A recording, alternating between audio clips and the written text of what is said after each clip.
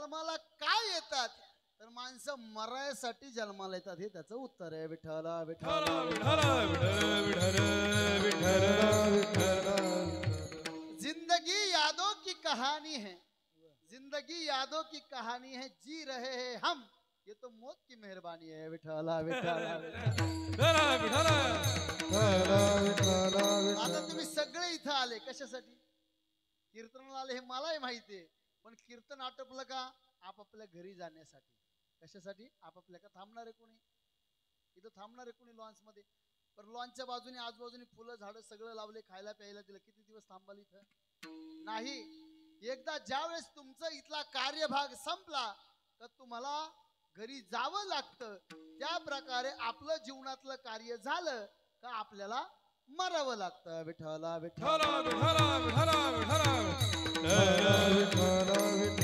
मरावं प्रत्येकाला लागतं. आणि मरावं जर प्रत्येकाला लागतं तर आपण ज्याच्या करता मरतो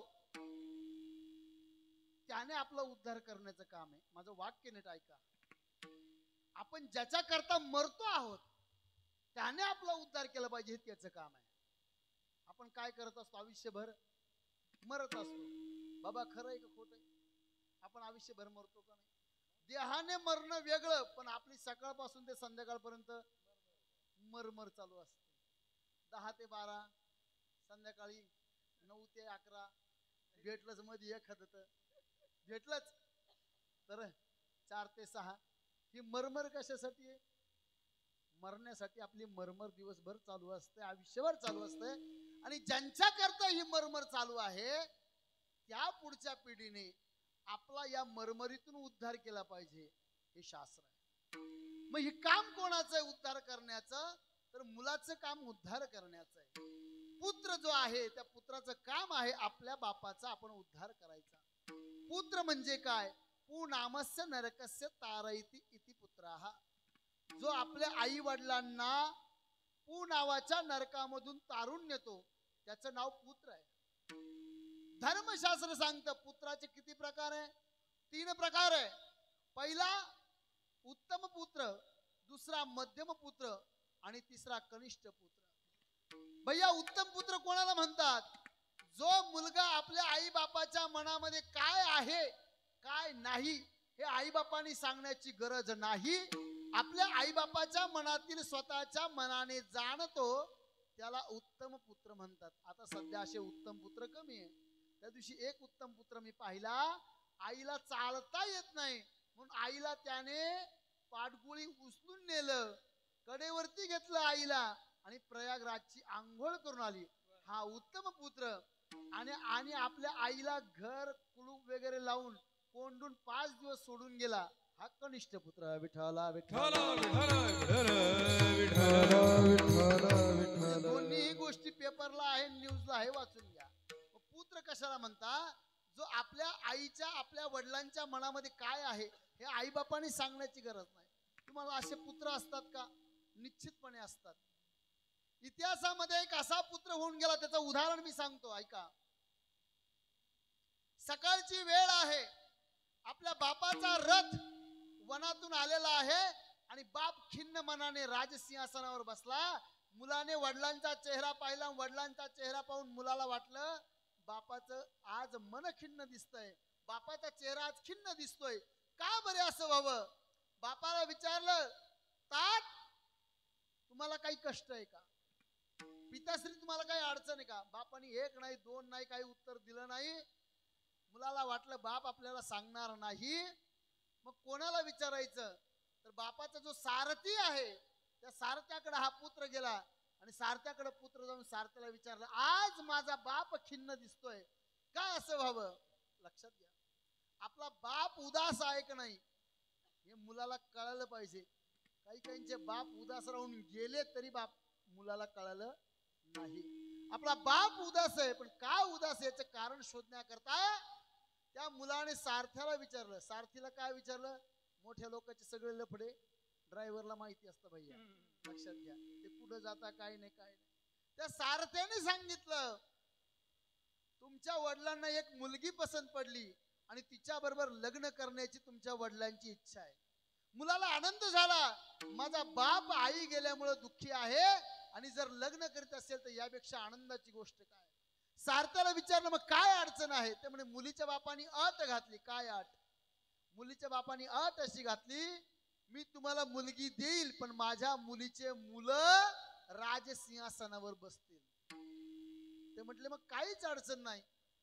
म्हणे पण तुमचे पिताश्री त्यांना म्हटले हा हक्क माझ्या मोठ्या मुलाचा आहे आणि मी मोठ्या मुलाचा अधिकार देऊ शकत नाही. मुलाच्या सुखासाठी मी माझ्या सुखावर पाणी सोडायला तयार आहे. त्या मुलाने ज्यावेळेस हे ऐकलं ताड ताड उठला. सारथ्याला सांगितलं मला त्या घरी घेऊन चला ज्या ठिकाणी बापाने मुलगी पाहिली.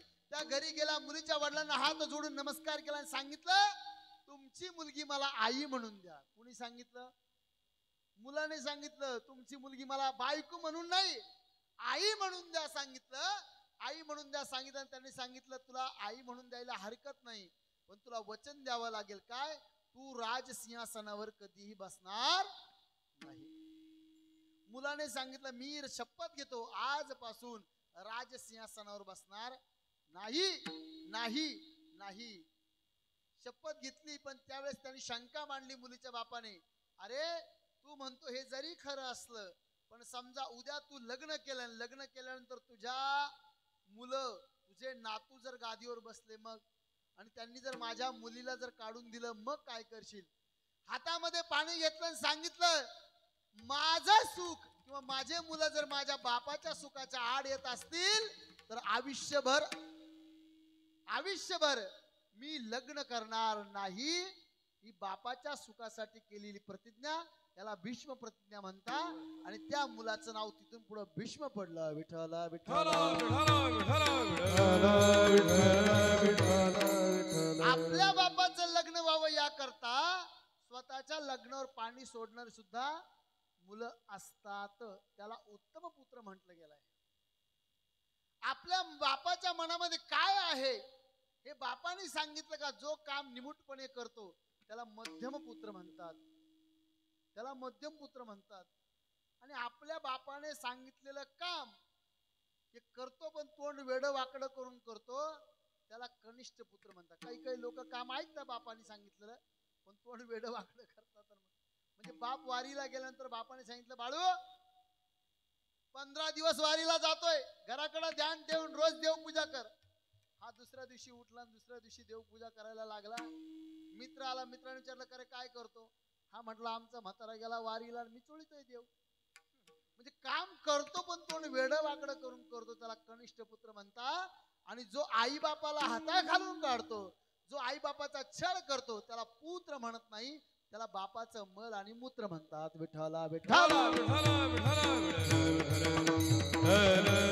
कुंडली कवरदे श्री ज्ञानदेव पंढरीनाथ भगवान माऊली ज्ञानेश्वर महाराज सद्गुरु गोविंद गिरीजी महाराज परमपूज्य रामदासी महाराज की जय.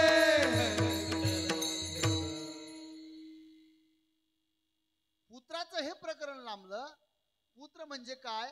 जो पू नावाच्या नरकातून आपल्या आईबापाची सोडवणूक करतो त्याला काय म्हणतात पुत्र असं म्हणतात. लक्षात घ्या.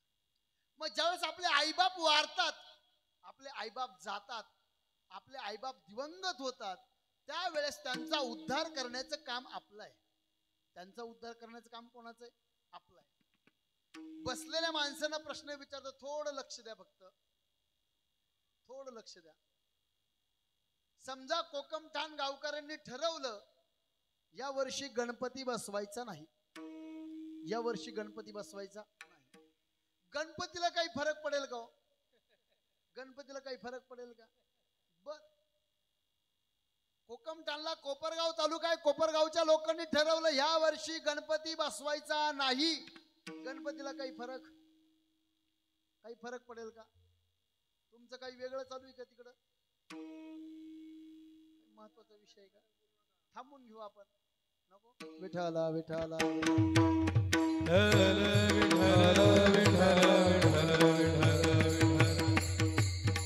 महाराज म्हणता सांगणारा कितीही हुशार असेल आणि जर ऐकणारा जर जागा नसेल तर ते व्यर्थ आहे. लक्षात घ्या. आणि ऐकणारा जर ऐकत जर नसेल तर सोपं नाहीये का जवळी नाही चित्त काय मांडलेले प्रेत थोडे आहे चित्त साई लक्ष द्या 2 तास घेतो तुमचे फक्त काय चालू होतं आपलं कीर्तन चालू होतं नाही का कोपरगाव तालुक्याने ठरवलं गणपती बसवायचा नाही गणपतीला काय फरक पडणार आहे अहमदनगर जिल्ह्याने ठरवलं या वर्षी गणपती बसवायचा नाही गणपतीला काही फरक महाराष्ट्राने ठरवलं या वर्षी गणपती बसवायचा नाही गणपतीला नैवेद्य पाणी आरती वगैरे काही करायची नाही गणपतीला काही फरक भारतातल्या लोकांनी ठरवलं या वर्षी गणपती बसवायचा नाही गणपतीला काही फरक पडेल का बाबा नाही भारताने बसवलं तर अमेरिकेतले लोक तिथं आहे भारतीय ते तरी बसवतील जगाने ठरवलं गणपती बसवायचा नाही तरी ब्रह्मांडामध्ये एकच आपली पृथ्वी नाही का इथे गणपती बसतो असं नाही अनंत ब्रह्मांड आहे अनंत ब्रह्मांडामध्ये कुणीतरी त्या गणपतीची पूजा करणार आहे पण आता मला सांगा वाल्मिक भाऊनी आणि बाबासाहेब भाऊनी जर ठरवलं भगवान बाबाचं आज श्राद्ध करायचं नाही या दोघांव्यतिरिक्त त्यांचं श्राद्ध कोणी तिसरं करेल का शेजारी करतील का गावातले लोक करतील का तालुक्यातले लोक करतील का नाही करणार आपल्या आई वडिलांचा उद्धार करण्याची जबाबदारी आपलीच आहे लक्षात घ्या दुसरा करू शकत नाही शेजारचा येऊन आपल्या बापाला पाणी देऊ शकत नाही आणि त्याने दिलेलं मान्य सुद्धा होणार नाही लक्षात घ्या आपण जर आपल्या आई बापाचं श्राद्ध केलं नाही वरतून आपले आईबाप पाहतात डोळे लाल बुंद करतात नाकाने गरम वायू सोडतात आणि आपल्या मुलावरती दात खातात ओठ खातात आणि सांगतात मामाला पाणी न देणारा करंटा मुलगा आमच्या घरामध्ये जन्माला आला याचं कधीच चांगलं होणार नाही विठ्ठला वंश दुराचार पुत्र झाला वंश दुराचार पुत्र झाला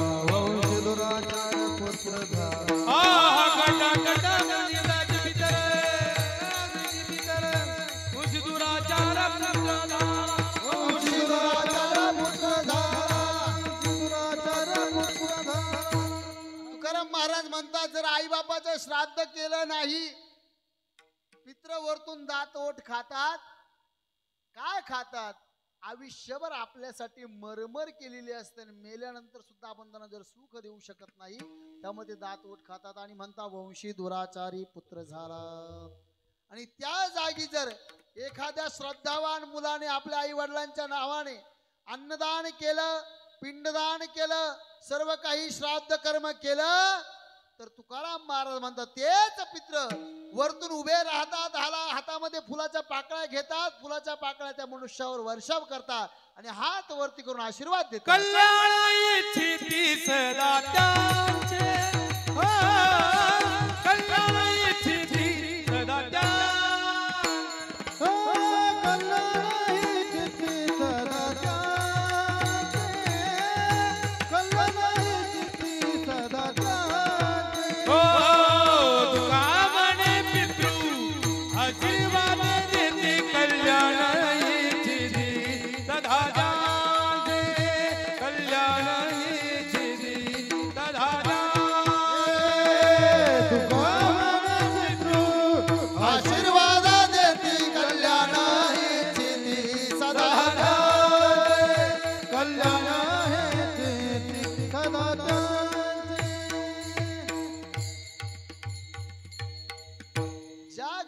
श्राद्ध कर्म होत त्या घरामध्ये काही अडचण नसते आणि ज्या घरामध्ये श्राद्धाचा विधी व्यवस्थित होत नाही त्या घरामधल्या पितरांचं अधपतन होतं मी माझ्या मनाचं सांगत नाही अर्जुन भगवंताला बोलला अर्जुन भगवंताला म्हटला भगवंता अरे तू सांगतो सर्वांना मारून टाक पण तुला लक्षात आलं का यांना मारल्यानंतर यांच्या पत्नी विधवा होतील विधवा झाल्यानंतर व्याभिचार करतील आणि व्याभिचार जर केला तर आमच्या कुळाचा वर्णसंकर होईल आणि आमच्या पितरांचं अधपतन होईल कारण काय तर आमच्या पितरांना पाणी देणं घडणार नाही संकरो नरकायेव कुलज्ञानम कुलस्य च पतंती पितराम येषाम लुप्त पिंडोदक क्रिया माऊली सुद्धा सांगतात, जर तुम्ही तुमच्या पित्रांना पाणी जर दिलं नाही, जर पित्रांचे श्राद्ध केलं नाही, तर काय होतं, ते पित्र आपल्याकडं कुळापाशी पाणी मागायला येतात.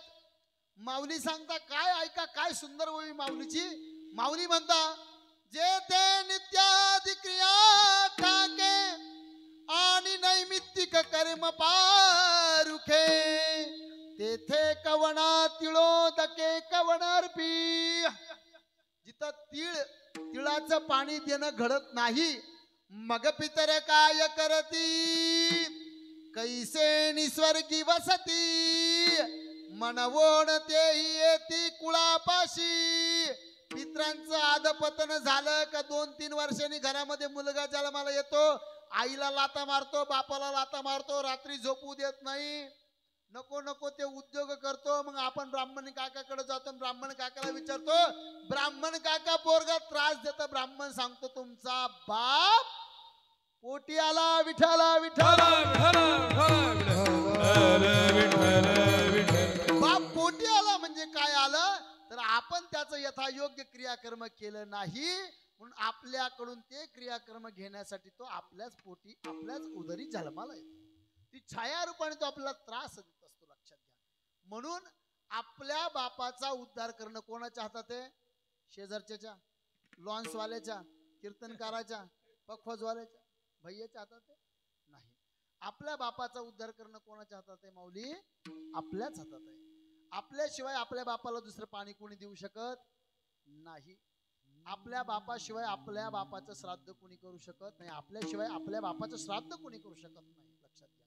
श्राद्ध कर्म केलं नाही, ज्याच्या घरामध्ये संध्याकाळी रोज संध्याकाळच्या वेळेला भांडणं होत असतील, ज्याच्या घरामध्ये उबट वास येत असेल, ज्याच्या घराच्या भिंतींना ओलावा असेल, त्यांनी समजून चला आपल्या घरामध्ये पितृदोष आहे. ज्याला संतती होत नाही, तरुण मुलगा आहे, पैसा आहे, पाणी आहे, नोकरी आहे, सगळं आहे, पण मुलाचं लग्न होत नाही, घरामध्ये पितृदोष आहे.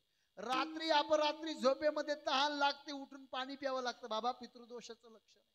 घरामध्ये भांडण होत असताना शिवाय एकमेकाला देतात, डोळे लाल करतात, नख असे दाबतात, हे पितृदोषाचं लक्षण. आपलं कीर्तन लेट चालू झालं नाही तर तुम्हाला 1 तास नाही 3 तास पितृदोष सांगायला कमी नाही करायचं.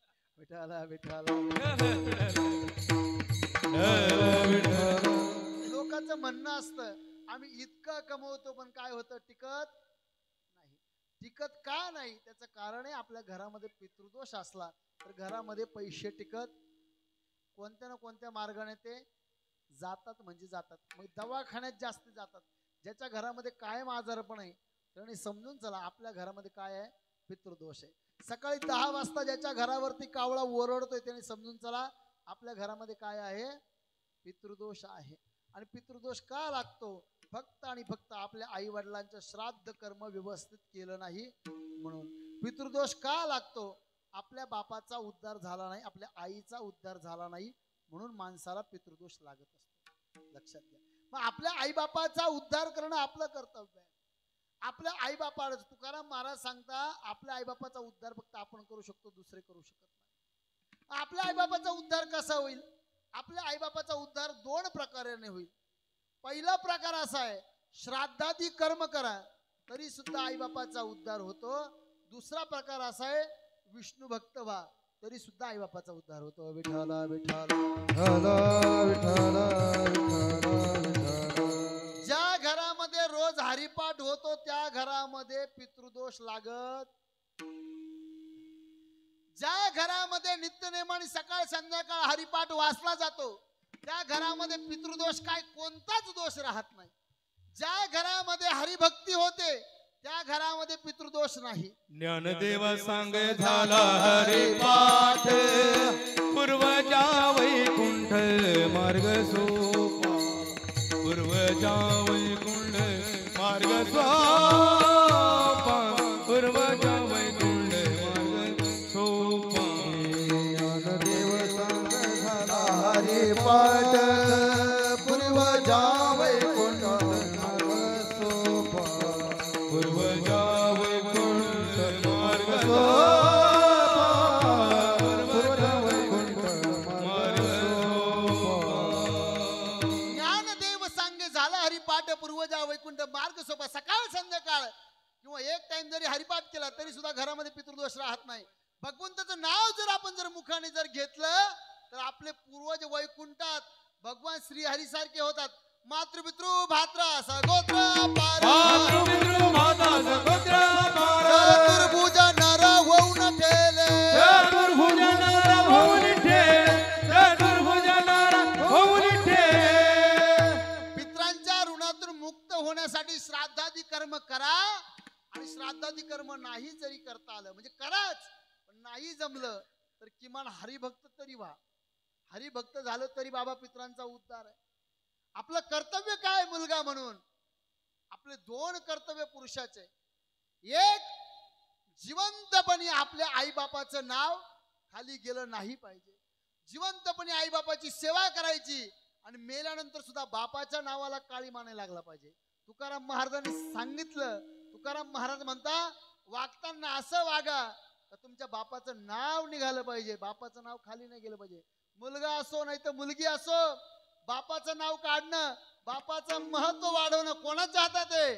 फक्त आणि फक्त मुलाच्या हातात आहे. वाढवी महत्व वडिलांचे वाढवे महत्व वडिलांचे वाढवे महत्व वडिलांचे. आई बापाचं महत्व वाढवणं फक्त आणि फक्त मुलाच्या हातात आहे. आई बापाला नरकाला घालण्याचं कोणाच्या हातात आहे. आपल्याच हातात आहे. आपण वाईट जर वागलो तुकाराम महाराज म्हणता एक सांगतो काय आता ऐका. काय ऐका. तुमच्या आई बापाला नरकाला कसं घालता येईल ते ऐका. पूर्वजासी नरका पूर्वजासी नरका पूर्वजासी नरका पूर्वजासी नरका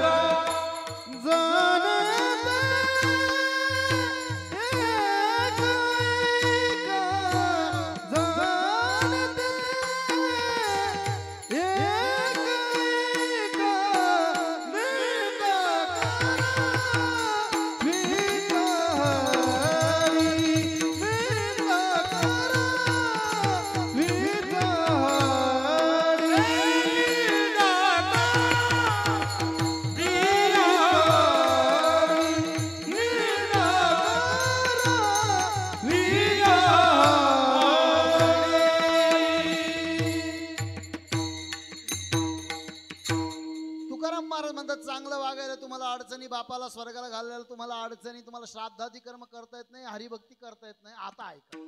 पूर्वजासी नरका जाणे ते काय का. आपल्या आई बापाला नरकाला घालण्यासाठी काय करता येईल. काहीच करू नका. निंदा करावी चाहडी मने धरोणी आवडी. निंदा ही अशी गोष्ट आहे महाराज जी आपल्या पूर्वजांना नरकाला घालते. कुणी केलेली. आपण केलेली निंदा आपल्या आई बापाला नरकाला घालते. आपण केलेली निंदा. उदाहरण सांगतो. अशेष ही पापे येती निंदकाच्या माथी. शिल्लक राहिलेली जेवढी पापं आहेत तेवढी कोणाच्या माथ्यावर बसता येईल. जे लोक निंदा करतात. लोकांना निंदा करायची फार सवय असते. निंदा म्हणजे काय. ज्या गोष्टीचा आपला संबंध नाही त्या गोष्टीची चर्चा करणं त्याला म्हणता निंदा. एखाद्या विषयी वाईट चर्चा करणं त्याला म्हणता निंदा. लक्षात घ्या. आणि धर्मशास्त्र सांगतं माणसाची स्तुती पण करू नये माणसाची निंदा पण करू नये. संताची स्तुती करावी निंदा करू नये. आणि देवाची स्तुती करा निंदा करा. आपल्याला पाहिजे स्तुती अथवा निंदा करावी देवाची कीर्ती मानवाची वाढू नये. संतांची स्तुती करावी पुण्यवंत व्हावे घेता सज्जनाची नाव. निंदा किती वाईट आहे. एका गावामध्ये एक महात्मा होता. त्या महात्म्याचं नाव होतं रामेश्वर. पुराणातली कथा आहे. रामेश्वर नावाचा महात्मा आहे. आणि तो महात्मा त्याचा दिनक्रम होता. तो काय करायचा. गावामध्ये जो कोणी येईल त्या साधूला जेव घालायचा साधूचे पाय दाबायचा साधूची सेवा करायचा साधूला खायला प्यायला व्यवस्थित सर्व काही करायचं. एक दिवस एक त्या गावामध्ये एक अवलिया साधू आला आणि हा रामेश्वर नावाचा महात्मा त्या साधू पुढे गेला आणि साधूला सांगितलं, महाराज तुम्ही माझ्या घरी जेवायला यावं अशी माझी अपेक्षा आहे. निंदा किती वाईट आहे सांगतो बरं काय का. माझ्या घरी जेवायला यावं अशी माझी अपेक्षा आहे. साधूने सांगितलं जेवायला यायला हरकत नाही, पण माझा नियम आहे जेवणामध्ये जर कृमी कीटक काही जर खराब जर निघालं तर मला चालत नाही आणि खाऊ पण नाही. जेवणाचे काही नियम आहे. तुम्हाला जेवणाचे नियम माहिती का? जेवणाचे नियम माहिती का? खायचं कसं ते सुद्धा आपल्याला माहिती. लोक चपला घालून खातात. तो चपला घालून जेवण करू उदर भरण नोहे म्हणा ना पुढचं जाणी जे यत्न कर. चपला घालून लोक जेव्हा आधी एकमेकाकडे पाहू नका. आता घरी गेल्यावर शोध लावा कोण चपला घालून जेवतं. विठ्ठल विठ्ठल समाज किती वाईट आहे. महाराज समाजाला खायचं कसं हे सुद्धा कळत नाही. खायचं कसं काही पण खातात. काही पण जे पोटाला हानिकारक आहे ते खातात. साधे साधे माणसं काय खात यात नवल नाही. आपलं तरी खाणं साधं आहे. खाणं आपलं कसं आहे. हे मंत्री संत्री तर काही पण खातात. रोड खाय, टॉयलेट खाय, घरकुल खाय. यांचं लय अवघड आहे. काय खातील भरोसाच नाही. एका जणांना तर शेण खाल्लं महाराज. आता सांगत नाही त्याचं नाव. माहिती तुम्हाला. विठ्ठल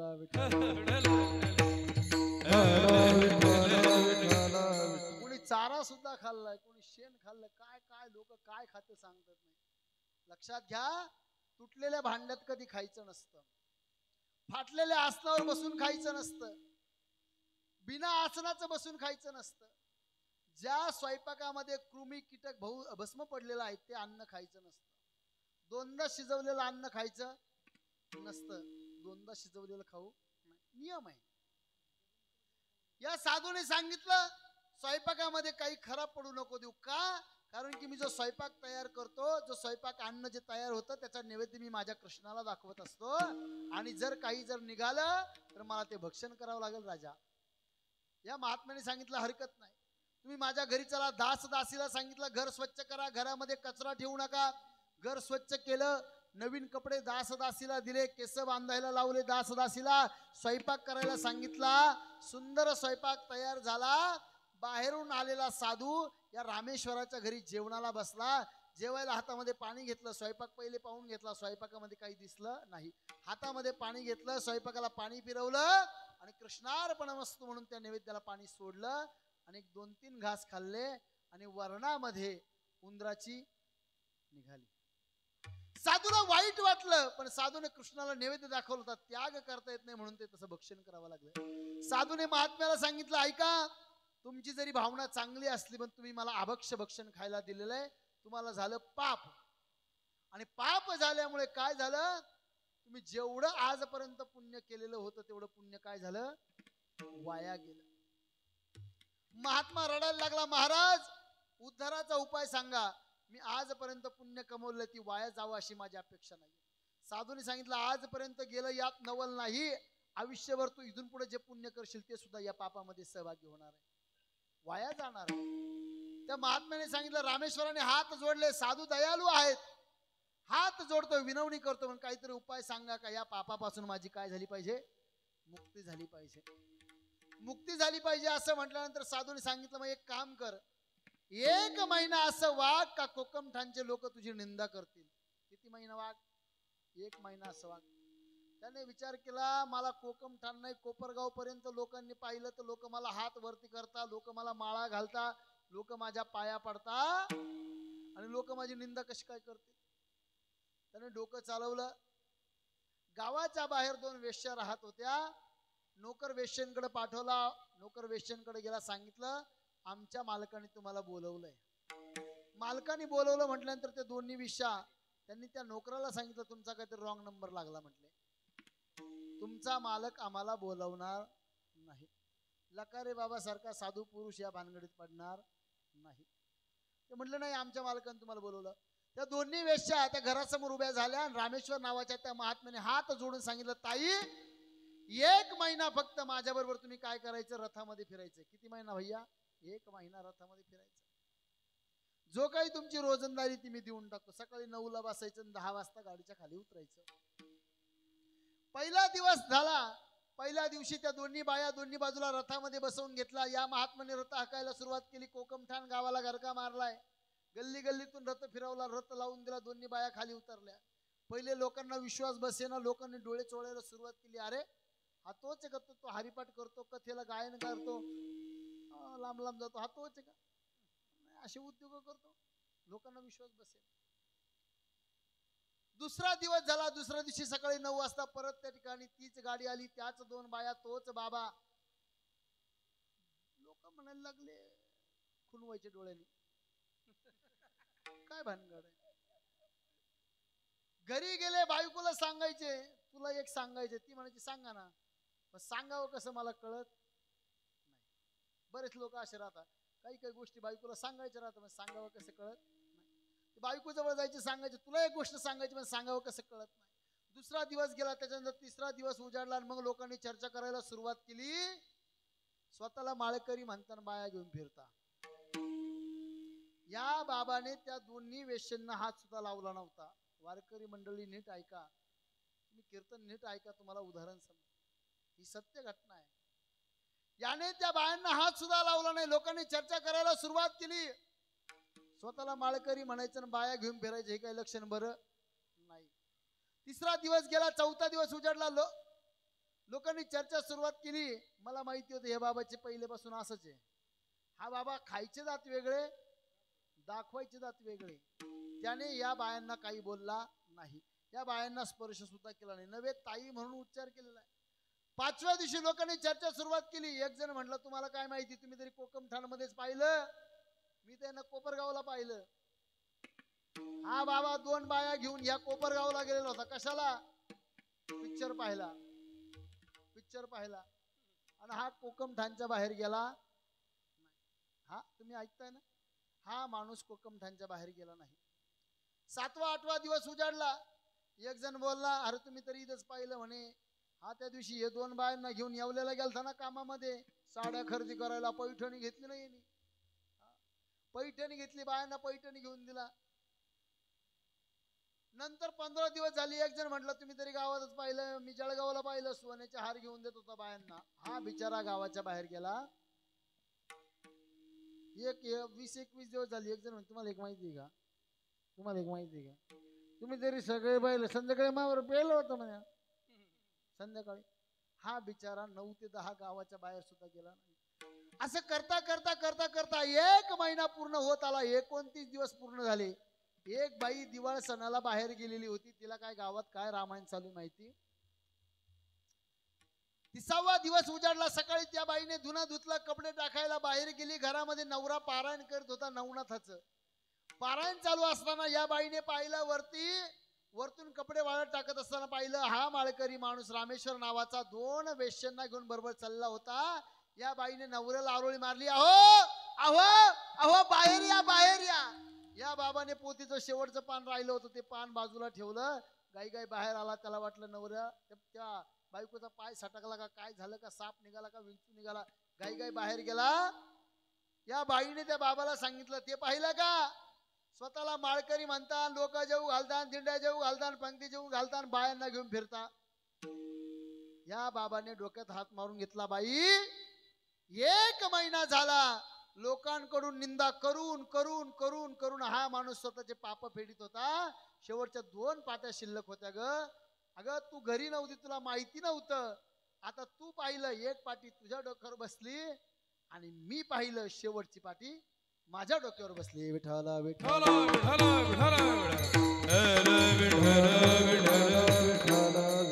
निंदा इतकी वाईट आहे, इतकी वाईट आहे. आपण तर नरकाला जातोच जातो, पण आपल्या पूर्वजांना सुद्धा नरकाला घालते. त्याला काय म्हणता, निंदा असं म्हणतात महाराज. पूर्वजांना सुद्धा नरकाला घालणारी निंदा आहे. निंदा वेगळी, चहाडी वेगळी. चहाडी म्हणजे इकडचं तिकडं करणे. चहाडी म्हणजे तुझ्यापाशी सांगते, तू कोणाला सांगू नको. रामकृष्ण विठ्ठल विठ्ठल.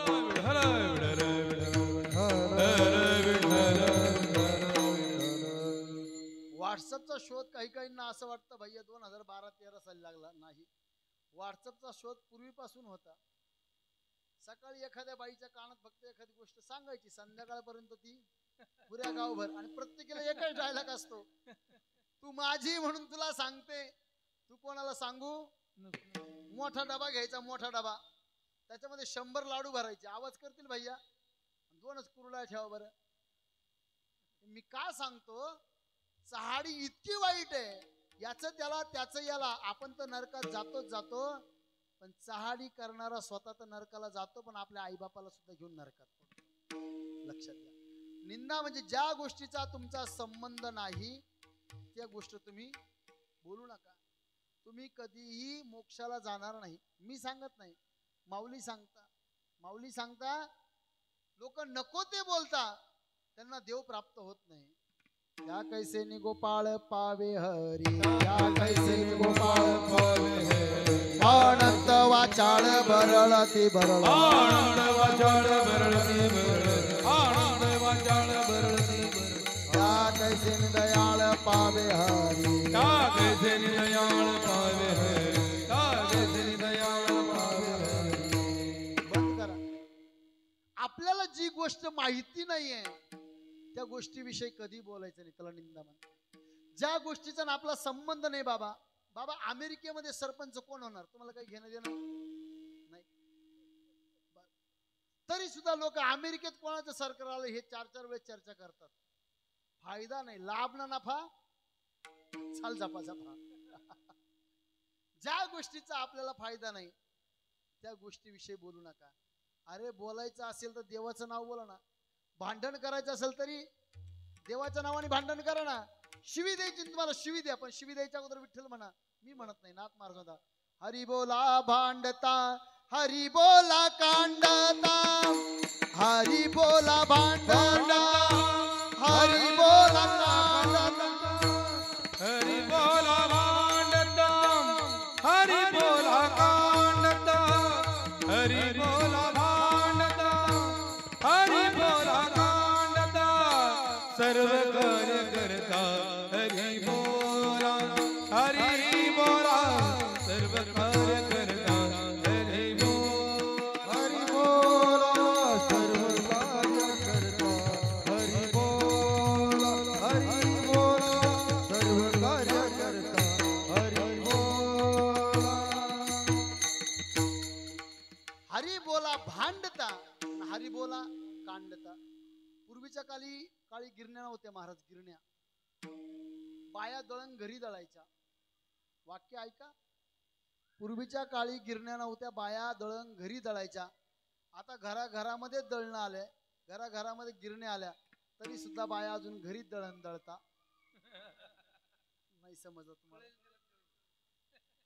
स्वतःच दळता, पण दुसऱ्याचं सुद्धा दळतात. तुम्ही म्हणाल आमच्यावर का ठपका, त्याचं कारण तुम्हाला वाईट बोलणं हा हेतू नाही, पण तुम्हाला पापातून मुक्त करावं हा कीर्तनाचा हेतू आहे. विठ्ठला विनोद म्हणून सांगतो. मुंबईकडे एक सोसायटी होती भैया, आणि त्या सोसायटीमध्ये एक वॉचमन होता.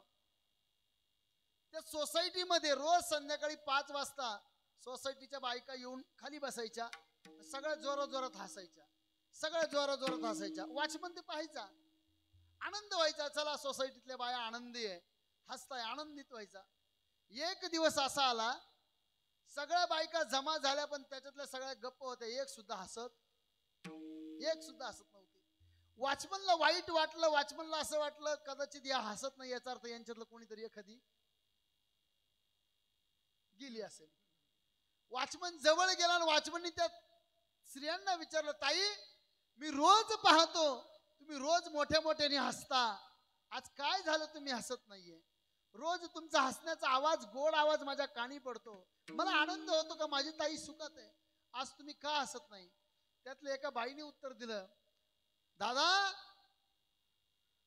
आम्ही एकूण 50 बायका या सोसायटीमध्ये राहतो आणि रोज आमच्यापैकी 47-48 बायका जमतात आणि आम्ही काय करतो, जी आली नाही तिच्या काड्या करतो, पण आज दैवयोगाने सगळे आल्या, करावं कोणाचे हे समजत नाही.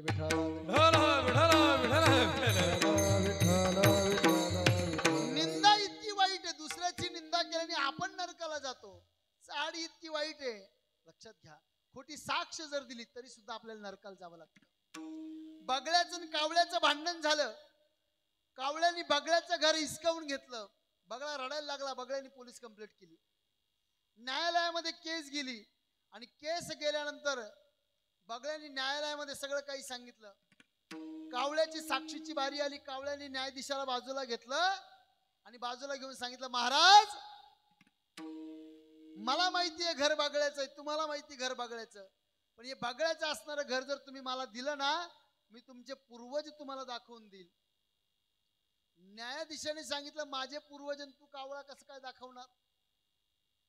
त्या कावळ्याने सांगितलं, तुम्हाला एक माहिती का, कावळा हा यमाचा दूत असतो. जोपर्यंत श्राद्ध कर्मामध्ये कावळा चालत नाही, शिवत नाही, तोपर्यंत पितरांचा उद्धार होत नाही. सगळे पित्र जे आहेत ते कोणाच्या ताब्यात आहे? माझ्या ताब्यात आहे. तुम्हाला सगळ्या पित्रांचे दर्शन घडवून आणेल. न्यायाधीशाला पटलं. न्यायाधीशाने खोटी साक्ष दिली. बगळ्याचं घर असताना सुद्धा कावळ्याच्या नावावर करून दिलं. कावळ्याच्या नावावर घर केलं. 12 वाजले, निकाल लागला. न्यायाधीशाने कावळ्याचा हात धरला आणि सांगितलं, ए कावळे दादा, तू सांगितलं होतं निकाल जर माझ्या बाजूने जर दिला तर माझे पूर्वज दाखवतील, चाल मला माझे पूर्वज दाखव. कावळ्याने न्यायाधीशाचा हात धरला, शहराच्या बाहेर घेऊन गेला.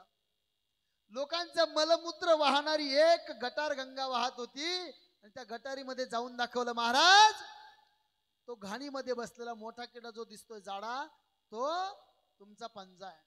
छोटा निळ्या रंगाचा किडा जो विष्ठेवर बसलाय तुमचा आजा आहे. आणि हा विष्ठा खात असणारा जो दिसतोय लहान किडा हा तुमचा बाप आहे. न्यायाधीश रागावला. न्यायाधीशाने सांगितलं, ए कावळ्या, अरे मूर्खासारखा काय बोलतो म्हटला? माझे आजोबा पणजोबा बाप आजा पणजा सगळे वारी करणारे, हरिपाठ करणारे, कीर्तनकार, सगळे चांगल्या श्रेणीतले माणसं, त्यांच्या पुण्याने मी आज इथपर्यंत आलो. आणि तू म्हणतो हे नरकातले किडे झाले, घाणीतले किडे झाले. कावळ्याचं सुंदर उत्तर ऐका. कावळा म्हटला, जोपर्यंत तुम्ही माझ्या बाजूने खोटी साक्ष देत नव्हता तोपर्यंत तुमचे पूर्वज स्वर्गातच होते. ज्या वेळेस तुम्ही खोटी साक्ष दिली त्यावेळेस सगळे पित्र नरकामध्ये पडले. केले पाप ज्याने दिले अनुमोदन, दोघांची बतन सारखे, दोघांची बतन सारखे. केले पाप ज्याने दिले अनुमोदन, दोघांची बतन सारखे, दोघांची बतन सारखे. पाप केलं किंवा पापाला अनुमोदन जर दिलं तरी सुद्धा नरकात. तुकाराम महाराजांचा अभंग आहे, आठवतो, भजन करा. विठ्ठला लोभावरी ठेवून हेत करी असत्य न्यायनित, करी असत्य न्यायनित, करी असत्य न्याय. लोभावरी ठेवून हेत करी असत्य न्यायनित, करी असत्य न्यायनित, करी असत्य न्यायनित. तुकाराम महाराज म्हणतात, लोभावरी ठेवून हेत करी असत्य न्यायनित, त्याच्या पूर्वजा पतन नरकी किडे होती जाण. विठाला विठाला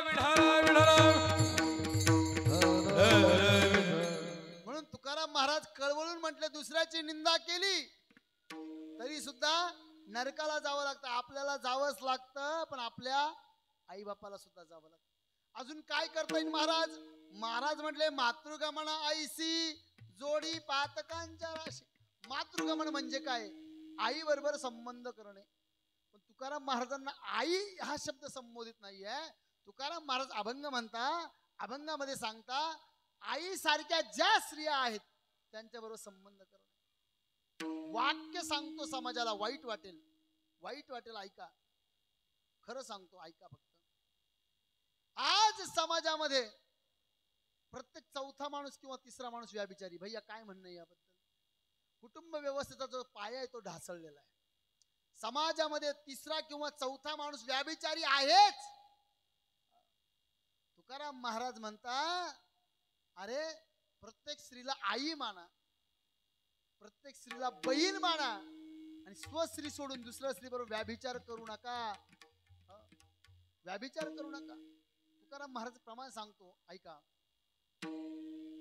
परस्त्रिया सदा बहिणी माया, परस्त्रिया सदा, परस्त्रिया सदा बहिणी माया, पर उपकारी नैन पर निंदा, पर उपकारी पर निंदा, पर उपकारी नैन पर निंदा, पर उपकारी नैन पर निंदा, परस्त्रिया सदा बहिणी माया, परस्त्रिया सदा,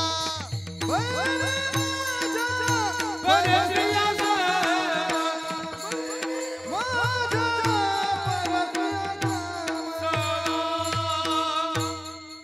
आठवतं म्हणजे अजून माझी बुद्धी चांगली आहे. विठ्ठला विठ्ठल.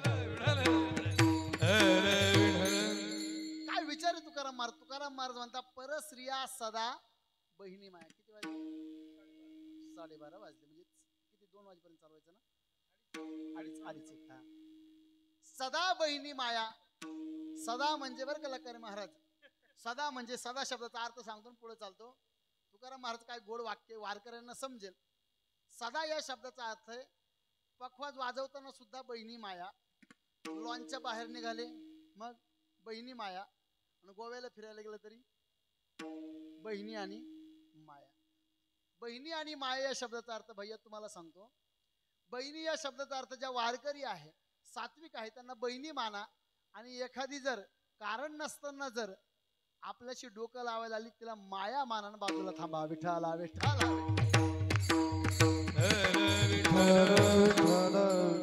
तुकाराम महाराज म्हणता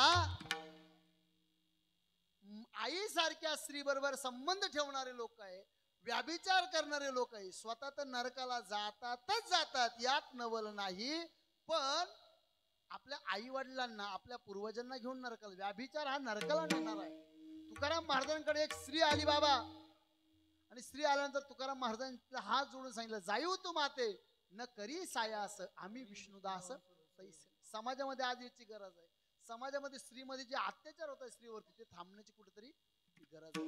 आणि तुकाराम महाराज म्हणतात जो निंदा करतो, जो वाईट वागतो, जो परस्त्री बरोबर व्याभिचार करतो, तो कुठेही न थांबता सरळ कुंभीपाक नावाच्या नरकामध्ये जातो. अभंगाचं शेवटचं चरण. तुका म्हणे वाट, तुका म्हणे वाट, तुका म्हणे वाट, तुका म्हणे वाट, हे तुका म्हणे वाट, तुका म्हणे वाट, तुका म्हणे वाट, तुका म्हणे वाट, तुका म्हणे वाट, तुका म्हणे वाट, उभे पागाचे ते नीट, उभी पागाचे ते नीट, निंदा करावी काढे, निंदा करावी काढे. कुंभ पाकाचे नीट, कुंभ पाकाचे नीट, निंदा करावे तारी, निंदा करावे तारी. हे मनी धरोणी आवडे, हे मनी धरोणी आवडे, निंद करावे सारे, निंद करावे सारे.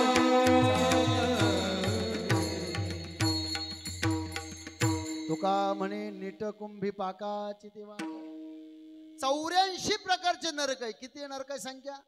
84. 84 मध्ये 28 महानरक आहे.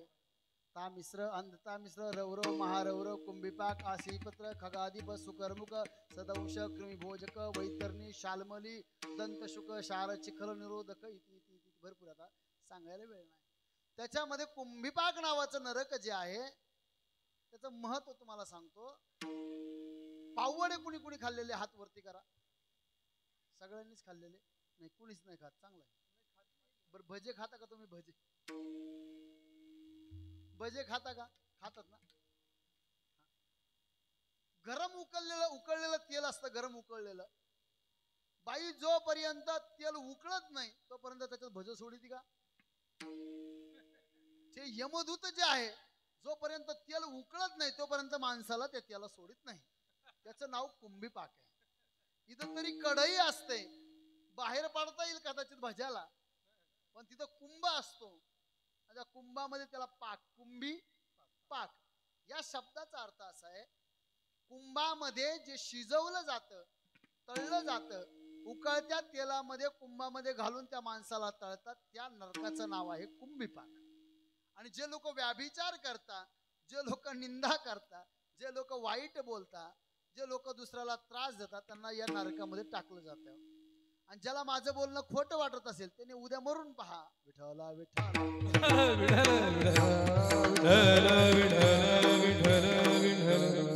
म्हणून तुकाराम महाराज म्हणता, या गोष्टी तुम्ही करू नका. आणि मग या गोष्टी जर आम्हाला जर बाबा आजपर्यंत आमच्याकडून लोकांची निंदा झाली का नाही झाली? झाली का नाही झाली? झाली ना? हा बोला ना, झाली का नाही? लोक दुसऱ्याची निंदा नाही झाली? कोण म्हणतं नाही झाली? त्याचा सत्कार करतो मी. दुसऱ्याची निंदा झाली. व्याभिचार झाला असेल किंवा नसेल झाला, झाला असेल. मनात जरी व्याभिचारासारखं पाप आलं तरी सुद्धा तो व्याभिचार आहे. व्याभिचार झाला. मग आता इथून पुढे आम्ही करणार नाही. आम्ही कीर्तन ऐकलं, आम्ही करणार नाही. मग इथून पाठीमागचं करायचं काय करायचं? तर आता आजपर्यंत झालेलं पाप आपण घालवू शकतो, मी घालवू शकतो. काय करा? हात वरती करा. सर्वांनी हात वरती करा. पाप घालू आपण. चला हात वरती करा. मोठे ज्याला हात आहे त्यांनी करा ना हात वरती. ज्याला हात आहे त्यांनी म्हणा, हे देवा, हे देवा उचला आम्हाला. नको विठोबा रखुमा. टाळी वाजवा, टाळी टाळी टाळी. हा एक एक एक. हा एक एक. हरी जय. टाळी वाजवा सर्वांनी.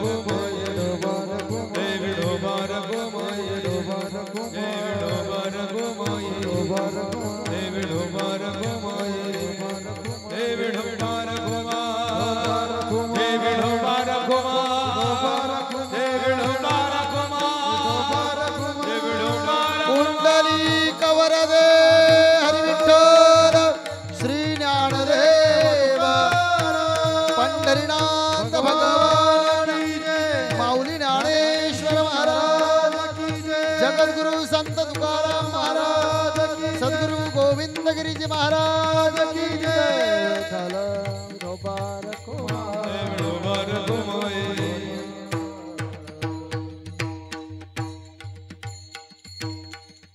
तुका म्हणे वाट कुंभी पाकाचे ते नेट. तुकाराम महाराज म्हणता, पाप कर्मापासून मुक्त होण्याचा एक मार्ग भगवंताचं भजन करा. आणि या पाप कर्मापासून दूर राहा. दुसऱ्याची निंदा करू नका, नालस्ती करू नका, दुसऱ्याबद्दल वाईट बोलू नका. करायचं असेल तर भगवंताचं भजन करा. भगवंताचं भजन जर केल्याने तर त्यात तुमचा उद्धार आहे. दुसऱ्याची निंदा केली, नालस्ती केली तर स्वतःच अधोगतीला जातो पण दुसऱ्या आपल्या पूर्वजांना सुद्धा घेऊन अधोगती जातो. आजचं जे श्राद्ध आहे, कैलासवासी भगवान दादा रामचंद्रजी चव्हाण बाबांना आपल्यातून जाऊन 1 वर्ष झालंय. खर तर भगवान बाबा ज्या प्रकारे आपल्या सुबक हातांनी ओल्या मातीला आकार द्यायचंय तसं कुणीही आजपर्यंत झालं नाही. बाबांच्या हाताची जी कारागिरी आहे, जी कलाकुसर आहे, कोपरगाव तालुक्यामध्ये प्रसिद्ध होती भैया. सुंदरतेने आणि स्वभाव सुद्धा बाबांचा जो होता अतिशय शांत आणि गोड स्वभाव होता. मला जशी माहिती भगवान बाबा जी कलाकुसर करायचे, लक्षात घ्या, कुंभार समाज हा सोपा नाहीये बाबा. का समाज सोपा नाहीये? मला एकाने विचारलं देवाची जात कोणती, वाक्य जबाबदारी वापरतो का, देवाची जात कोणती? मी त्याला सांगितलं देव जातीने कुंभार आहे. ते म्हणले कसं काय? कारण की देव घडविण्याचं काम करतो. जो घडवण्याचं काम करतो त्याला काय म्हणतं बाबा? हे माझं म्हणणं नाहीये, संतांचं म्हणणं आहे.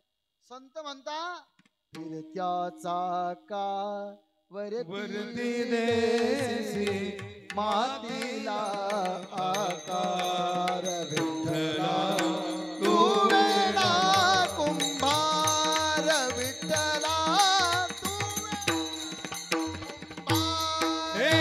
फिरत्याचा वरती देसी जय हो मातीला आकार विठ्ठला तू वेडा कुंभार विठ्ठला तू वेडा कुंभार. ही सृष्टी रचण्याचं काम जे करतो तो भगवंत माझा पांडुरंग परमात्मा आहे. हो. पांडुरंग परमात्मा आहे. आणि देवा इतकी सृष्टी जशी देवाने बनवली तशी आजपर्यंत कोणी बनवू शकतो. तशी भगवान बाबाची जी कलाकुसर आहे ही पंचक्रोशीमध्ये प्रसिद्ध होती. इथं बसलेल्यापैकी अनेकांनी त्या ठिकाणी भगवान बाबाच्या हाताने जो बनवलेला माठ आहे बाबा त्याच्यावर पाणी पिलं असेल. लक्षात घ्या. 2 चिरंजीव भगवान बाबाला आहेत, आमचे वाल्मिक दादा आणि बाबासाहेब दादा. खरं तर अवेळी जाणं बाबांचं. अवेळी का? कारण अजून एका मुलाचं लग्न बाकी, माझ्या बाबासाहेब दादाचं लग्न बाकी आहे. लक्षात घ्या. बाप जोपर्यंत घरामध्ये असतो तोपर्यंत त्या घराचा पाया मजबूत असतो. आपण आपल्या बापाचं आणि आपलं जे नातं आहे या नात्याची उपमा कशाला नाहीये. बाप जितकं काही संसाराकरता करतो तितकं कोणीही करत. पराभव कोणाला मान्य असेल तर तो फक्त बापाला आहे. पराभव. बाप हवालदार जर असेल तर बापाला वाटतं माझ्या मुलाने PSI व्हावं. बाप PSI असेल तर त्याला वाटतं माझ्या मुलाने DSP व्हावं, SP व्हावं. बाप आमदार असेल तर त्याला सुद्धा वाटतं माझ्या मुलाने खासदार व्हावं. खासदार असेल तर त्याला वाटतं माझ्या मुलाने पंतप्रधान व्हावं. जगामध्ये पराभव कोणाला मान्य आहे तर तो म्हणजे केवळ बापाला आहे. लक्षात घ्या. आई आणि बाप असे 2 नेतृत्व घरामध्ये असतात. आई मुलाला कडेवरती घेत असते आणि बाप मुलाला खांद्यावर घेत असतो. नीट अवलोकन करा, तुम्ही लक्षात येईल तुम्हाला. आई म्हणती बाळा जिथपर्यंत माझी नजर जाते तिथपर्यंत तू बघ, म्हणून तू माझ्या कडेवरती बस. ही आईची व्याख्या आहे. आई काय म्हणते पहा तुम्ही. आई मुलाला कडेवर घेते, बाप मुलाला खांद्यावर घेतो. आई सांगते मुलाला जिथपर्यंत मला दिसतंय तिथपर्यंत तू बघण्याचा प्रयत्न कर.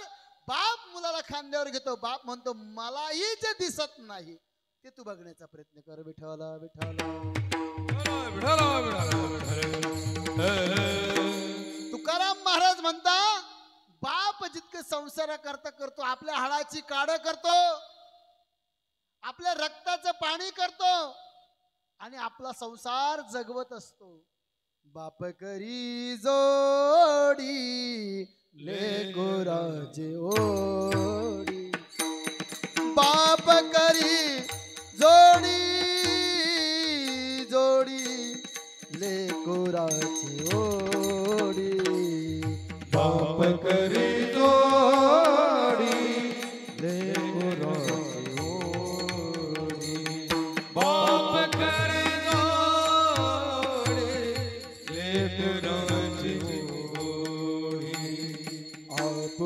कुरवंडी वाळवोनी आपुली कुरवंडी वाळवोनी काय केला मेरा सीता एकाएकी केला मेरा सीता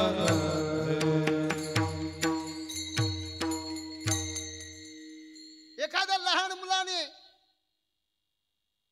अंगणामध्ये खेळत असावं आणि दुसरा एखाद्या मोठ्याने येऊन त्याला मारवतो, काय म्हणतो माहिती का? मी कोणाला नाव सांगल? ए बापाला नाव सांगल. तू काय म्हणे? दीदी गांजू आणि काशी उदार जीवासी आपुल्या, त्याचं नाव बाप आहे. बाप म्हणजे काय असतं महाराज? लक्षात घ्या, आई आणि बाप या आपल्या देवघरातले दोन समय आहेत. एकदा का समया विजल्या का देवघर भकास वाटतं, घर भकास वाटतं महाराज. मग आपण काय, प्रत्येकाला एक ना एक दिवस हा दिवस येत असतो. गदी माडगुळकरांची काय सुंदर कविता आहे. गदी माडगुळकर म्हणता, आपण ज्या प्रकारे समुद्रामध्ये पाण्याच्या लाटेवरती एखाद दोन ओंडके वाहते, दोन ओंडक्यांची भेट होते आणि एखादी लाट यावी, ती लाट तोडून जाते, नंतर पुन्हा भेट होत नाही. त्या प्रकारे बाप आपल्या आयुष्यामध्ये येतो, नंतर निघून जातो. दोन ओंडक्याची होते, दोन ओंडक्याची होते सागरात भेट, एक लाट तोडी त्याना पुन्हा नाही भेट, एक लाट तोडी त्याना पुन्हा नाही भेट. समुद्राचं पाणी वाहत असतं, वाहता वाहता दोन ओंडके जवळ येतात. दोघे काही काळासाठी एकत्र राहतात आणि एक लाट मृत्यूरूपी येते आणि त्यांची भेट जी आहे ती नाहीसी करते, दोघांचा संबंध तोडते. आजपर्यंत भगवान बाबांनी चव्हाण कुटुंबियांना प्रेम दिलंय. दोन मुलं आहे, एक वाल्मिक दादा, एक बाबासाहेब दादा, दोन मुली आहे. या दोन्ही मुलींना प्रेम दिलंय महाराज.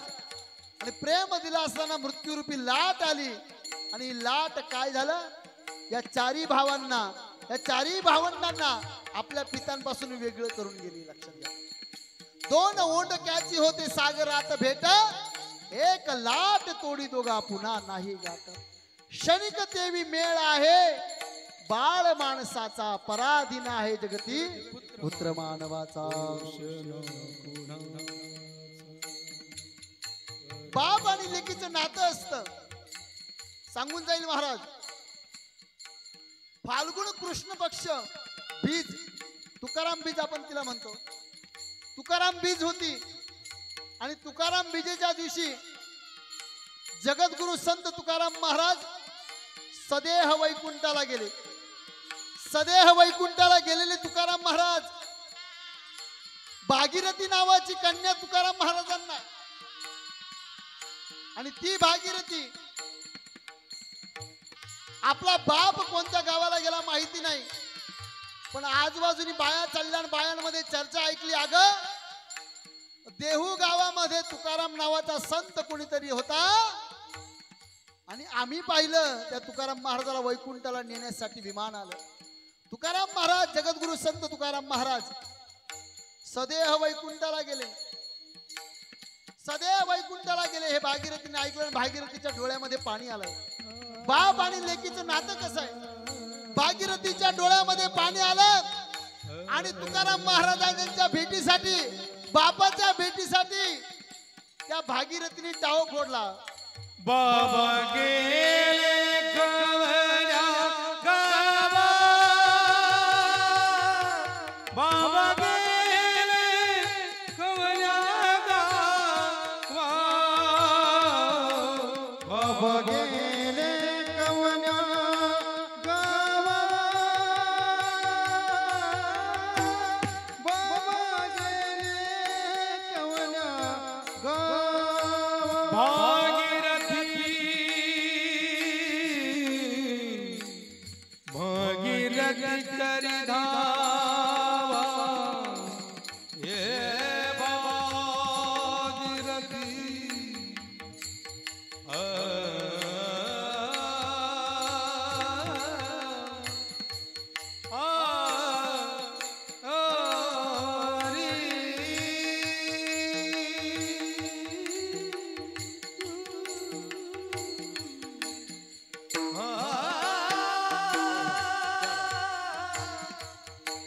भागीरथी धावा करायला लागली आहे.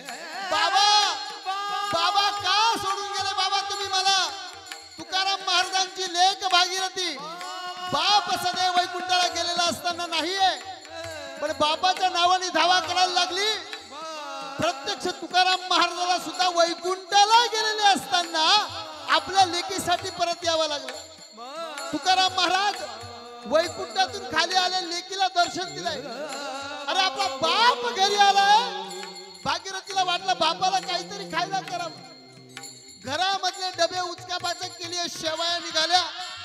भागीरथीला वाटलं बापाला शेवाया करायच्या, पण काय नाहीये, दूध माझ्या घरात नाहीये. गरिबीची परिस्थिती आहे. शेजारी पाजारी तांब्या हातात घेतला, शेजारी पाजारी फिरायला लागली, इकडे जाय. ताई माझा बाप आलाय, माझ्या बापा करता थोडं दूध द्या. माझ्या बापाला शेवाय खाऊ घालायचंय, माझा बाप वैकुंठाला गेला. ताई थोडं दूध द्या, माझा बाप घरापर्यंत आलाय. दुपारी 12ची वेळ आहे. फाल्गुन कृष्ण पक्ष पंचमीचा दिवस आहे.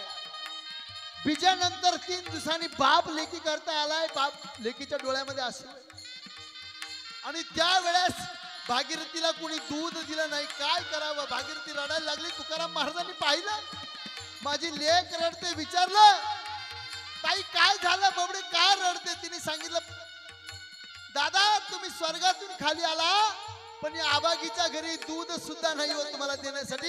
शेवाया खाऊ घालायचे, पण शेवायला दूध नाही. काय तुकाराम महाराजांचं वैभव आहे. तुकाराम महाराज म्हटले गाईचं दूध नाही ना, मग काय झालं? नंदीचं दूध काढू. तुकाराम महाराजांनी नंदीचं दूध काढलं आणि त्या दुधामध्ये शेवाय तयार केल्या. वेलेश्वरासी पूजिले दूध नंदीचे काढिले, दूध नंदीचे काढिले, दूध नंदीचे काढिले. पूजिले दूध नंदीचे काढिले, दूध नंदीचे काढिले, नंदीचे काढिले. ही ताकद लेकीच्या आणि बापाच्या प्रेमाची. सदैव वैकुंठाला गेलेले तुकाराम महाराज सुद्धा लेकीच्या धाव्यासाठी 3 दिवसांनी परत येऊ शकतात. तुकाराम महाराज नोळोबा रायांसाठी आले, लेकीसाठी आले. महाराज इतकं लेकीचं आणि बापाचं प्रेम. ते कवी फार सुंदर म्हणतो. एक कविता सांगतो फक्त आणि कीर्तन सेवेचा ते म्हणता बाप स्वाभिमानी बाणा त्याचा कणखर कणा, त्याच्या काळजात सुद्धा लाजाळूची संवेदना. बाप निधडी रे छाती त्याचे हृदय गुलाब, त्याच्या घामाचा थेंबाना हिऱ्या मोत्याचा रुबाब. मे महिन्यामध्ये डांबरी रस्त्यावरती खालून ऊन आहे वरतून ऊन आहे बाबा, खालून डांबर तापलेला आहे आणि अशा ठिकाणी सुद्धा गरम आपल्याला एसी मध्ये बसवत नाही आणि बाप आपल्या मुलं बाळ जागावे म्हणून काय करत असतो, डांबरी रस्त्यावर 42 डिग्री मध्ये डांबर टाकत असतो. त्याचं नाव बाप आहे महाराज. लक्षात घ्या. लोक म्हणता मंदिर किती सुंदर झालं, कळस किती सुंदर झाला. लोक कळसाकडे पाहता, पण त्या कळस बनवण्यासाठी पायामध्ये जे दगड वापरले ना त्याचं नाव बाप आहे. बाप घराचा तो पाया, आई कळस त्यावर, जेव्हा खचतो ना पाया तेव्हा कोसळते घर. जोपर्यंत बाप नावाचा पाया भक्कम आहे तोपर्यंत त्या घराची नीव कुणी हलवू शकत. बाप अंधारा असू द्या, बाप मुका असू द्या, बाप आजारी असू द्या, जोपर्यंत तो बाप खाटेवरती पडून येतो तोपर्यंत त्या घराकडे कोणी पाहण्याची हिंमत करत नाही महाराज. बाप तलवार निढाल, बाप पेटती मशाल, बाप जागा तो म्हणून घर झोपते खुशाल. बाप जागा आहे म्हणून ते घर झोपलेलं असतं महाराज. बाप सकाळपासून ते संध्याकाळपर्यंत वनवन कशासाठी करतो? बाप म्हणजे जणू की जसा पाण्यातला मासा, त्याच्या डोळ्यातील थेंब कोणा दिसणार कसा. लोक म्हणतात वाल्या कोळी असा होता, वाल्या कोळी तसा होता. माझ्या एक प्रश्नाचं उत्तर द्या. वाल्या कोळी स्वतः करता कमवत होता का घरा करता कमवत होता? बाप म्हणजे जणू की वाल्या कोळ्याची जमात, त्याच्या बापा नाही कोणी वाटेकरी होत. कधी पोराने बापाला विचारलं का आजपर्यंत, पप्पा तुम्ही 100 रुपये कसे कमवून आणले? पप्पा 100 रुपये कमवण्यासाठी तुम्हाला काय करावं लागलं? ऐका, जबाबदारीने बोलतो. आई मरू द्या, आई मेल्यानंतर आईच्या कपाटामध्ये 100 साड्या बदाबदा पडतील. बाबा खरं का खोटं? खरंय का खोट आहे? आई जाऊ द्या, आईच्या कपाटातून 100 साड्या पडतील, त्याही नव्या कोऱ्या. बाप मरू द्या, बापाचं कपाट उचका, एक नवीन बनियन बापाच्या कपाटात सापडणार नाही. आणि सापडलं तर त्याचं नाव बाप नाही. विठ्ठला विठ्ठल.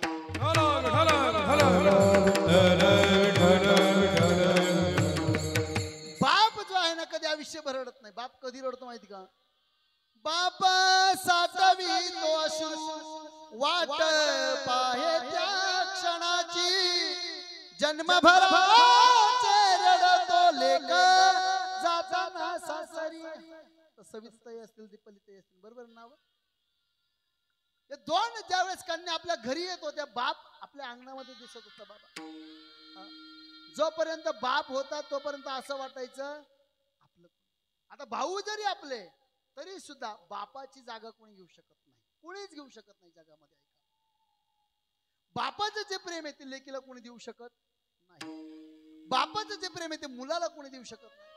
आज बाबासाहेब भाऊ असतील, वाल्मिक भाऊ असतील, एखादं चांगलं काम करून आल्यानंतर ज्या प्रकारे भगवान दादा त्यांच्या पाठीवर थाप टाकायचे, माझ्या वाल्मिकनी चांगलं काम केलं, माझ्या बाबासाहेबनी चांगलं काम केलंय. आता टाटा बिर्ला अंबानी जरी ती थाप मारली, बाबा सर येईल भगवान बाबाचे? भगवान बाबाने जितकं प्रेम मुलावर केलं तितके शेजारी करतील नाही, कुणीच करणार नाही. जितकं प्रेम भगवान बाबा देऊ शकता आपल्या मुलाकरता, मुली करता, तितकं जगामध्ये कुणी प्रेम करू शकत नाही. एकदा का हा बाप नावाचा झरा आटला का आटला, मग त्या ठिकाणी कोणतंही पाणी सुख देऊ शकत नाही. लक्षात घ्या. तुम्हाला आपण काय करता येईल बुवा, काय करता येईल? ज्यांचे गेले त्यांनी किमान, आता मी मगाशी सांगितल्याप्रमाणे वागा, पण ज्यांच्या आहेत त्यांनी एक वाक्य सांगतो. बापाची चप्पल आपल्या पायात यायला लागलं, पोरग वयात येत नाही, बापाची चप्पल पायात यायला लागल्यावर त्याने बापाची चप्पल खाली बसवावी, बापाला खाली बसवून स्वतः बापाच्या जागी काम करावं. आजही काही काही मुलं मोठे झाले बाबा, पण त्यांना आपल्या बापाचे कष्ट दिसत नाही. त्यांना राहुल, विराट कोहलीनी 50 फुटाच्या आत केलेल्या 100 धावा जर झाल्या त्याला टाळी वाजवताना ते टाळी वाजवतात मोठ्यानी, पण आपला बाप दिवसभर इकडून तिकडे आपल्यासाठी किती धावा करतो हे त्यांना लक्षात नाहीये. त्यांच्यासाठी ते टाळ्या वाजवतील, पण आपल्या बापाला गोड कधी बोलणार नाही, कधी पाण्याचे तांबे भरून देणार नाही. लक्षात घ्या. समाज इतका वाईट झालाय भैया, ते ज्याला मिसरूट फुटेल नाही त्याला दादा म्हणतील, आणि आपल्या बापाला म्हातारं म्हटल्याशिवाय राहणार नाही परिस्थिती. जो आपल्यासाठी दिवस रात्र कष्ट करतो त्या बापाला लोक मान द्यायला तयार नाही, आणि ज्याला नाक पुसता येत नाही लोक त्याला दादा दादा म्हटल्याशिवाय राहत नाही महाराज. लक्षात घ्या. त्या दादाच्या नादी लागले तर जीवनाचं वाटोळ होईल, आणि ह्या दादाच्या नादी जर लागले तर त्या बापालाही समाधान वाटलं, आपल्या जीवनाचं कल्याण होईल. लक्षात घ्या. एकच करा, ज्यांचे आहे त्यांना जीव लावा. बापा थकल्यावरती त्याचा बनारे आधार, नाही उपयोग किती मागे घातले पितर. बाप ज्यावेळेस थकतो ना त्यावेळेस बापाच्या हातातून काम घ्या बापाचं, बापाला मदत करू लागा. लक्षात घ्या, आपल्यामुळं आपल्या बापाच्या डोळ्यात थेंबर जरी पाणी आलं तरी आपण पुत्र म्हणण्याच्या लायकीचे नाही. एवढंच फक्त आजच्या कीर्तनातून घेऊन जा. आजची जी सेवा होती आमचे भगवान बाबा चव्हाण यांच्या स्मरणार्थ आज त्यांना 1 वर्ष झालं, त्यांच्यासाठी ही श्राद्धाची सेवा आमचे अरुण भैया पगारे यांनी ही सेवा दिली, त्याबद्दल त्यांचे धन्यवाद. साऊंड सिस्टीम खूप सुंदर आणि शेवटपर्यंत सहकार्य केलं त्याबद्दल आपले धन्यवाद. आमचे लखारी दादा आपलेही धन्यवाद. गायक वादक गुणीजन मंडळी आणि भजनी मंडळ जे आहे, गोविंदगिरी महाराज भजनी मंडळ, रामदास महाराज भजनी मंडळ, दोघांचे पण धन्यवाद. श्रोतृवर्ग सुद्धा आहे, कोणाला काही चुकून वाईट बोललो असेल तर वाईट वाटून घेऊ नका. फक्त एवढंच आहे, संप्रदायाची उंची राहावी याकरता आता वाईट बोलण्याची गरज आहे. आणि वाईट आज नाही बोललो तर उद्या संप्रदाय वाईट ठरणार आहे. विठ्ठल विठ्ठल. झालेली सेवा बाबांच्या चरणी अर्पण करतो. सेवेला पूर्ण विराम देतो. ज्ञानेश्वर माऊली ज्ञानराज माऊली ज्ञानेश्वर माऊली ज्ञानराज माऊली ज्ञानेश्वर माऊली ज्ञानराज माऊली. विठ्ठल जय जय विठ्ठल. जय विठ्ठल जय जय विठ्ठल. आ बोलले गुरे माऊली करा समापन महाराज तुम्ही सिद्ध आले जाले अधिकार करा समापन महाराज एक बामणे ज्ञानेश्वरा राधा बाया पैकी करा समापराध महाराज तुम्ही सिद्ध. ज्ञानदेव